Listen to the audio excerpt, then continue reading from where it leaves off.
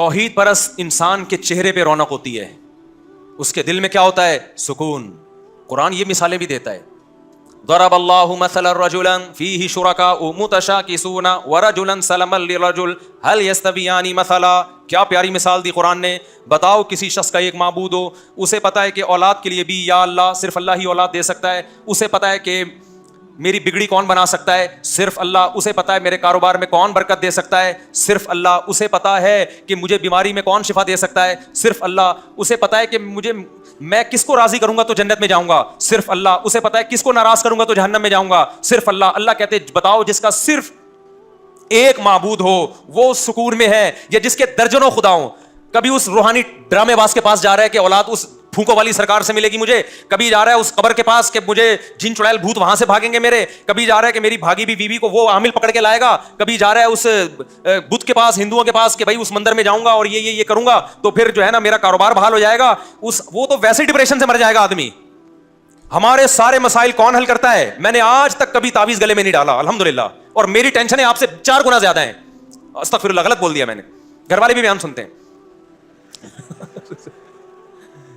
ٹینشنوں کا مطلب ذمہ داریاں, جس کو پیار سے ہم ٹینشن کہہ رہے ہیں. بعض دفعہ غلطی سے منہ سے کوئی ایسی بات نکل جاتی ہے جس کو افورڈ کرنا بہت مشکل ہو جاتا ہے. عرف میں جس کو ٹینشن سمجھا جاتا ہے.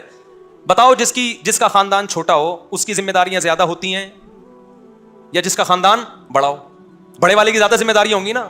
ہمارے نانا سے جب کوئی پوچھتا تھا, 99 سال میں فوت ہوئے, اللہ مغفرت فرمائے, بڑا خاندان تھا, مسجد کے امام تھے, ان سے کسی نے پوچھا مولوی صاحب گھر میں خیریت ہے؟ انہوں نے کہا خیریت کم بختوں کے ہاں ہوتی ہے, بدقسمتوں کے ہاں ہوتی ہے, جن کے کوئی ہوتا ہی نہیں ہے, ایک آدھ بچہ, نہ کوئی بہو نہ داماد.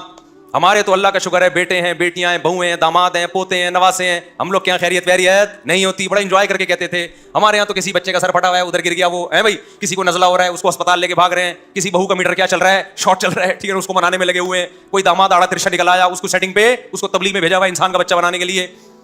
تو ہم تو لائف کو انجوائے کرتے ہیں, خاندان ہے بھائی. اور آپ ڈیفینس کے 1000 گز کے بنگلوں میں جائیں گے, خیریت کے علاوہ کچھ نہیں ملے گا آپ کو وہاں پہ. بندہ ہی نہیں ہے تو کیا مسائل کیا ہوں گے.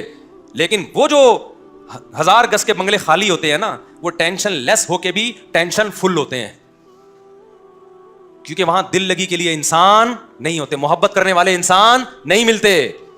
تو ہم تو یہ ٹینشن خود لی ہم نے, آرڈر پہ ٹینشن لی ہم نے, کیونکہ ہمیں پتہ ہے ان ٹینشنوں میں خوشیاں زیادہ ہیں. نہیں آئی بات؟ میرا خیال ہے یہ ٹینشن ایسا ہی ہے جیسے ایک آدمی کھانا نہیں کھا رہا, کسی نے کہا کھانا کھا لے, اس نے کہا کھانا کھاؤں گا تو بیت الخلا جانے کی ٹینشن ہوگی. تو اگلا کہے گا بھائی بھوکا رہنے کی ٹینشن وہ بیت الخلا کی ٹینشن سے زیادہ ہے.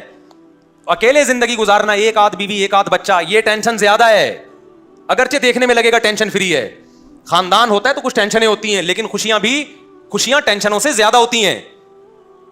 اب میں آپ کو بتاؤں, ہمارے اتنے گھر, ہمارے یہاں بھی بیماریاں آتی ہوں گی یقیناً, ہم کوئی مریخ سے آئی ہوئی مخلوق نہیں ہے. ہمارے ماشاءاللہ اتنے بچے, کبھی کسی بچے کو چکن پاکس نکل آئے, کبھی کسی کو خسرہ نکل آیا, کبھی کوئی مسئلہ ہو گیا. یہ سب مسئلے ہمارے گھر میں بھی چلتے ہیں. آج تک ہم کسی ڈرامے باز روحانی عامل کے پاس, چاہے دیوبندی ہو, بریلوی ہو, اہل حدیث ہو, کسی کے پاس نہیں گئے. گھر میں گھسنے نہیں دیا کسی کو. کسی نے بولا بھی نا وہ فلانا ڈمکا, میں نے کہا بکواس مت کر, فضول آدمی. کیوں؟ ہمیں پتا ہے یار حاجت کون پوری کرتا ہے؟ اللہ.